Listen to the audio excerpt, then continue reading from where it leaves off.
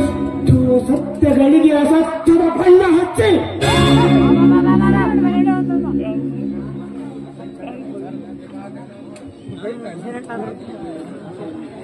ಅಸತ್ಯದ ಹೆಸರಿನಲ್ಲಿ ಸತ್ಯವನ್ನೇ ಸಾಯಿಸಿ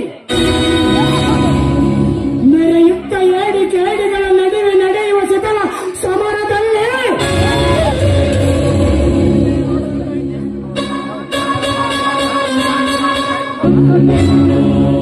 ತಾನೆಂದು ಮುನ್ನುಗ್ಗಿ ಎದುರಾದವರನ್ನು ಆತ್ಮಸ್ಥೈರ್ಯವನ್ನು ಬೆಳೆಸಿಟ್ಟು ಸಾಮ್ರಾಜ್ಯದ ಕಣ್ಣಿನ ಕೋಟೆ ಸರಿಯಾಗುವ ಮುನ್ಸೂಚನೆ ಸಿಗುತ್ತದೆ. ಅಂದ ಮೇಲೆ ಈ ಡಾನ್ ಹಾಕಿದ ಗೆರೆ ದಾಟಿ ಸಂಬಂಧದಿಂದ ನನ್ನ ಶತ್ರು ಜಗದೀಶನ ಮನೆಗೆ ಕಾಲಿಟ್ಟ ಭಗವಾನ್ ಈಗ ನನ್ನ ದೃಷ್ಟಿಯಲ್ಲಿ ನನ್ನ ಶತ್ರು ಹೋದ. ಅವನು ಬೀಸುವ ಬಲೆಯಲ್ಲಿ ನಾವು ಸಿಲುಕಿಕೊಳ್ಳುವ ಮುಟ್ಟಾರಲ್ಲ. ಬರಲಿ, ಅವನು ಬಂದ ನಂತರ ಮುಂದಿನ ವಿಚಾರ ಮಾಡೋಣ.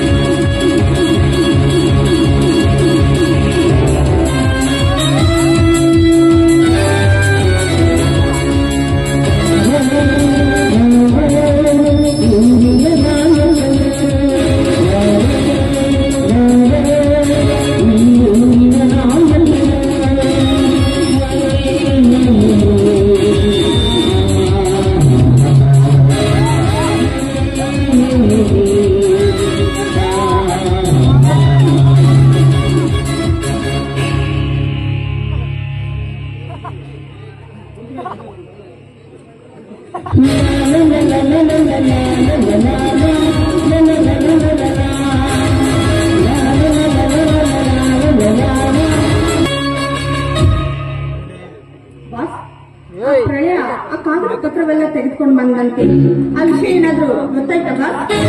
ಆ ವಿಚಾರ ನನಗೂ ತಿಳಿದಿದೆ ಪತ್ನಿ. ಅವನು ನಮ್ಮನ್ನು ಬಿಟ್ಟು ನಮಗೆ ಸಟ್ಟು ಹೊಡೆದು ಅವನದ ಭೋಗದ ಸಾಮ್ರಾಜ್ಯ ಕಟ್ಟೋದವಾಗಿದ್ದಾನೆ ಅಂತ ಅನಿಸುತ್ತದೆ. ಯಾಕೆಂದರೆ ಮೊನ್ನೆ ಆ ಬ್ಯಾಂಕ್ ದರೋಡೆಯ ಹಣದಲ್ಲೂ ನಮಗೆ ಸರಿಯಾಗಿ ಹಣ ಒಪ್ಪಿಸಿಲ್ಲ. ರಿಯಲ್ ಎಸ್ಟೇಟ್ ವ್ಯವಹಾರದಲ್ಲೂ ಎಷ್ಟು ಹಣ ಹೊಡೆದಿರುವ ಸುಳಿವು ಬಡಿದಿದೆ. ಅವನು ಬಂದ ನಂತರ ಮುಂದಿನ ವಿಚಾರ ಮಾಡೋಣ. ಪತ್ನಿ, ಒಳಗಡೆ ನಿಲ್ಲಿಸಿದೆ, ತೆಗೆದುಕೊಂಡು ಬಾ ಹೋಗು.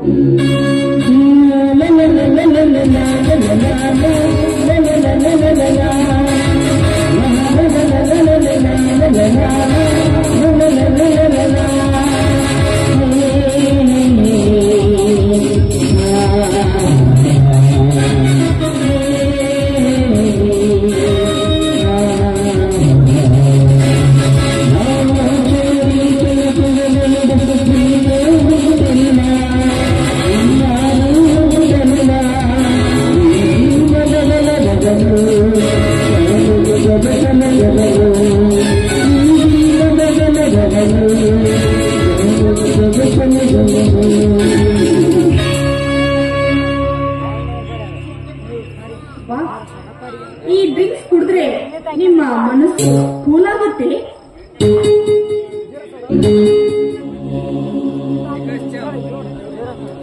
ಹುಚ್ಚಿ, ಮನುಷ್ಯ ಕೂಲಾಗುವುದು ಈ ಸುರದೇವಿ ಹೊಟ್ಟೆ ಒಳಗಡೆ ಹೋದಾಗಲ್ಲ, ನಿನ್ನಂತ ಸಿರಿದೇವಿ ಜೊತೆಯಲ್ಲಿದ್ದು ಬೇಕೆಂದಾಗ ತೋಳಿನಲ್ಲಿ ಬಂದೆಯಾದಾಗ ನಡೆಸೋಣ ಬಾ.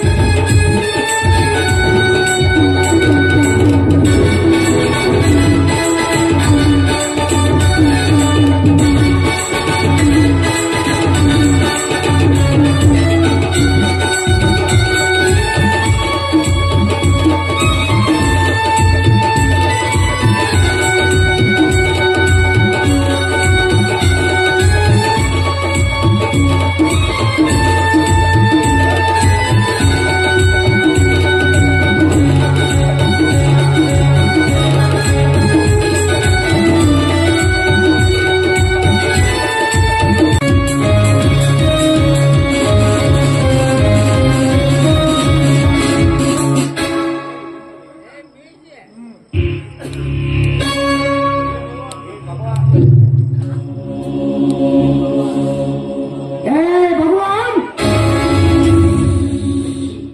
ಕಿರುಚಬೇಡ. ನಿನಗಿಂತ ಜೋರಾಗಿ ಕಿರುಚುವುದು ನನಗೆ ಗೊತ್ತಿದೆ.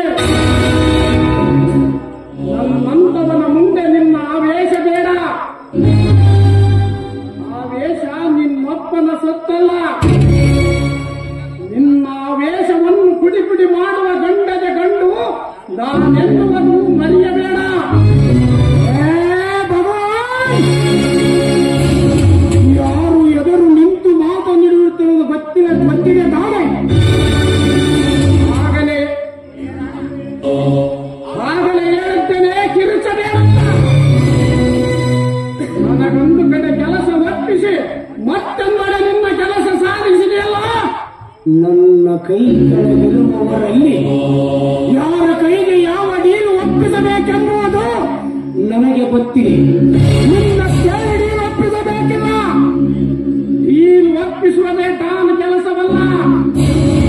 ಡೀಲ್ ಕೊಡಕ್ಕೆ ಮೊದಲು ಡೀಲ್ ಪಡೆದವರ ಎದೆಯನ್ನು ಬಗೆಯುವ ತಾಕತ್ತು ಪಡೆದುಕೊಂಡಿರಬೇಕು.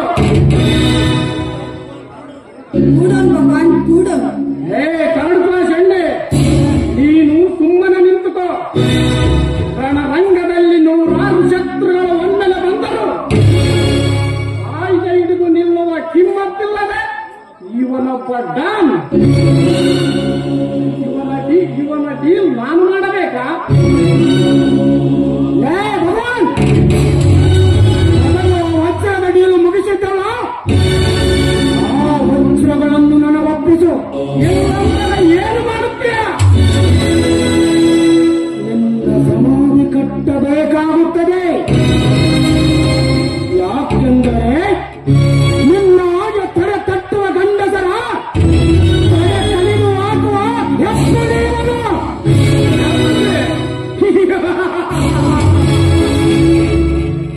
ಹೆಪ್ಪುಲಿಯನ್ನು ಚಿಗದಾಡಬೇಡ.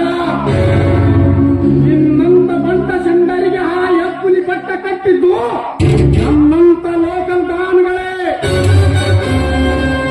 ನೂರಾರು ಸಾಕಿದ ನಾಯಿಗಳನ್ನು ಕಾವಲಿಗಿಟ್ಟುಕೊಂಡು ಈ ಕೋಟೆ ಎಂಬ ಹುತ್ತದಲ್ಲಿ ಹಡಗಿ ಕುಳಿತು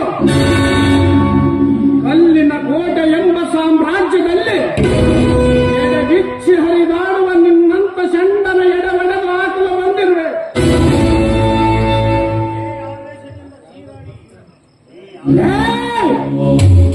ಆವೇಶದಿಂದ ಚೀರಾಡಿ ಈ ಹುತ್ತದಲ್ಲಿ ಆಯಾಗಿ ಮಲಗಿರುವ ಸರ್ಪವನ್ನು ಗಾಯಗೊಳಿಸಿ ಗಾಯಗೊಂಡ ಗಡ ಸರ್ಪವನ್ನಾಗಿ ಮಾಡಬೇಡ.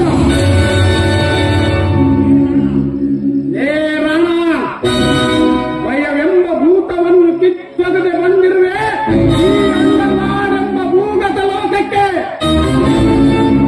ಈ ಬ್ರಹ್ಮಾಂಡದಲ್ಲಿ ಗರ್ಜಿಸಿದ ಗಂಡು ಹುಲಿ ನನ್ನಣ್ಣನ ಜಮೀನಿನಲ್ಲಿ ನೀನು ನಿರ್ಮಿಸಬೇಕೆಂದಿರುವ ರೆಸಾರ್ಟ್ ನಾನು ಕಟ್ಟುತ್ತೇನೆ. ಮುಂದೆ ನನ್ನಣ್ಣನ ಜಮೀನಿನ ವಿಷಯಕ್ಕೆ ತಲೆ ಹಾಕಿದರೆ ನಿಮ್ಮ ತಲೆ ಉರುಳುವುದು ಎಚ್ಚರ ಮಗನೇ. ಈ ಕ್ಷಣದಿಂದಲೇ ಆರಂಭವಾಗಲಿ ನಮ್ಮಿಬ್ಬರ ಮಧ್ಯೆ ನಾಲ್ಪಟ್ಟದ ಮುಸುಕಿನ ಗುದ್ದಾಟ. ನಾನೇ ಅಂಡರ್ ವರ್ಲ್ಡ್ ಕಿಂಗ್ ಎಂದು ಮೆರೆಯುವ ನೀನು ಪಟ್ಟದಲ್ಲಿ ಕೂರುವೆಯೋ? ಈ ಬ್ರಹ್ಮಾಂಡದಲ್ಲಿ ಗರ್ಜಿಸಿದ ಗಂಡು ಬ್ರಹ್ಮಾಂಡ ಹುಲಿ ನಿನ್ನ ಪಟ್ಟಕ್ಕೇರುವುದು ನೋಡೇ ಬಿಡೋಣ. ಇಷ್ಟು ದಿನ ಬೇಡವೆಂದ ಸಂಬಂಧ ಬೇಕೆಂದು ನನ್ನನ್ನು ಬೇಡವೆಂದ ನಿನಗೆ ಉಳಿಗಾಲವಿಲ್ಲ.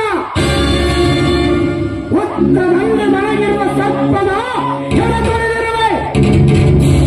ಈ ಸರ್ಪ ಬರೀ ನಾಗ ಸರ್ಪವಲ್ಲ, ಕಂಗಟ್ಟು ಕಾಳಿಂಗ ಸರ್ಪ.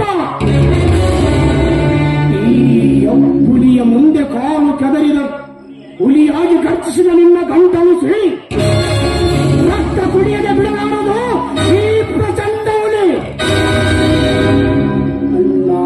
ಅಣ್ಣ ಮಂದಿರ ಒಳಗೂಡಿ ದೇಶ ಉದ್ಧಾರ ಮಾಡುವುದನ್ನು ಬಿಟ್ಟಾಗಿ ಇವನು ಕಾಲು ನೆಕ್ಕಿಕೊಂಡು ಬಿಟ್ಟಿದ್ದರೆ ಒಳ್ಳೆಯದು.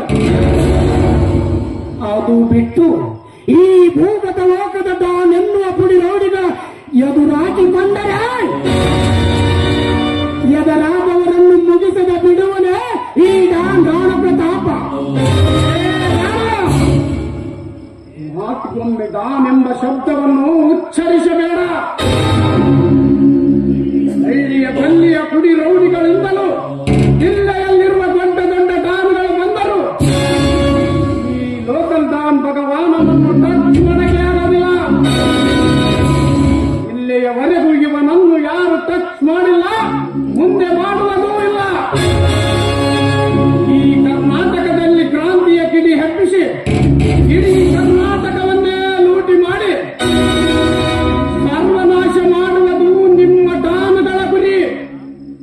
ನಿಮ್ಮ ಧರ್ಮ ಸಾಮ್ರಾಜ್ಯವನ್ನು ಒಡೆದು ಹಾಕಿ ಧರ್ಮ ಸಾಮ್ರಾಜ್ಯವನ್ನು ನಿರ್ಮಿಸಿ ಊರಿಗೂರೇ ಧರ್ಮವಂತರ ಮನೆತನವನ್ನಾಗಿ ಮಾಡುತ್ತಾನೆ ಈ ಲೋಕಲ್ ಡಾನ್ ಭಗವಾನ್.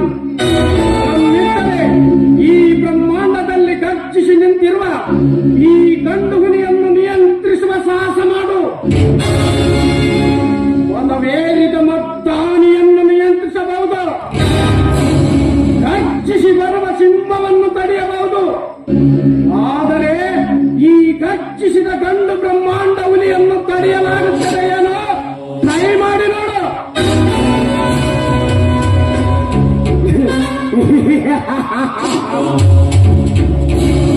ಇಂದಿನವರೆಗೆ ನನ್ನ ಡಾನ್ ಪಟ್ಟದ ಮೇಲೆ ಚಾಲೆಂಜ್ ಮಾಡಿದವರಿಗಿಲ್ಲ ಈ ಬ್ರಹ್ಮಾಂಡದಲ್ಲಿ.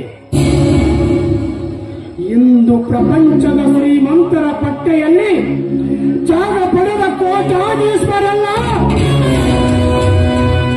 ಇವರು ಫೋನ್ ಕಾಲಿಗೆ ಸುಟ್ಕೇಸ್ ತುಂಬಿ ಹಣ ಕಳಿಸುತ್ತಿರುವಾಗ ನಾನು ಸಾಕಿದ ನಾಯಿ ನನ್ನ ಡಾನ್ ಪಟ್ಟದ ಮೇಲೆ ಕಣ್ಣಿಟ್ಟಿದ್ದಾನೆ. ಭಗವಾನ್, ಇಡೀ ವಿಶ್ವದಲ್ಲಿ ನನ್ನ ಮೀರಿಸುವ ಗಂಡು ಯಾರು ಹುಟ್ಟಿಲ್ಲ, ಇನ್ನು ಮುಂದೆ ಹುಟ್ಟುವುದೂ ಇಲ್ಲ. ಹುಟ್ಟುತ್ತೇನೆಂದು ಬಂದವರ ಕೆಟ್ಟು ಸರ್ಟಿಫಿಕೇಟ್ ಹುಟ್ಟಿಸುವುದು ಇವನಿಗೆ ಚೆನ್ನಾಗಿ ಗೊತ್ತಿದೆ.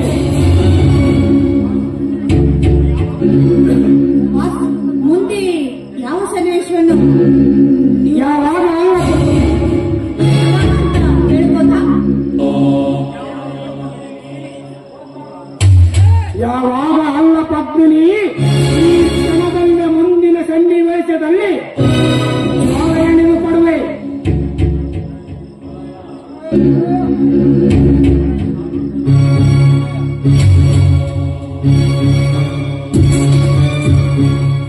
ಪ್ರಳಯ ಬಾ, ನಾನು ಸಾಕಿದ ನಾಯಿ ನನಗೆ ಬಗಳುತ್ತದೆ.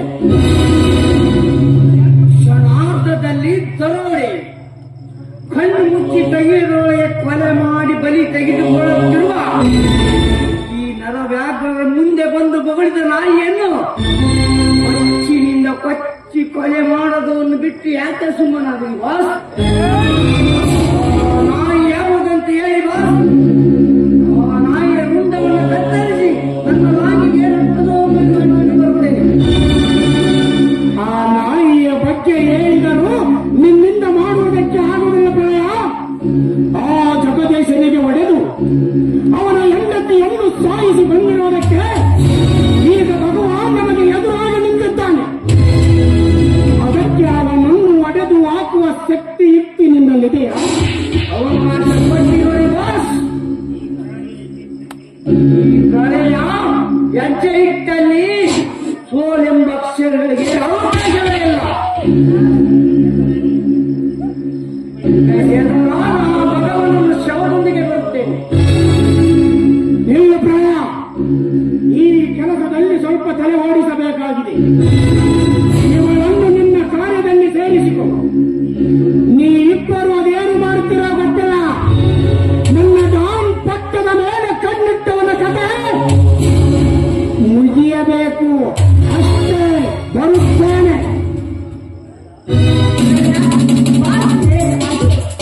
ಸೇರಿಕೊಂಡು ಕೊಂಚ ಹಾಕಿ ಈ ಕೆಲಸವನ್ನು ಮುಗಿಸೋಣ ಆಯ್ತೆ?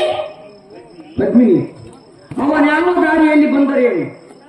ಇಲ್ಲಿಯವರೆಗೆ ಕೊಲೆಗಾರ ದರೋಡೆಕೋರನಾಗಿ ಈಗ ಧರ್ಮ ಕಾಪಾಡೋ ಧರ್ಮನಾಥನಾದರೆ ಅವನ ಧರ್ಮದ ಮರ್ಮಾಂಗಕ್ಕೆ ಮುಳ್ಳು ಹೊಡಿವೆ. ಶಿವನಿಂದ ಪಾಶುಪಸಾರ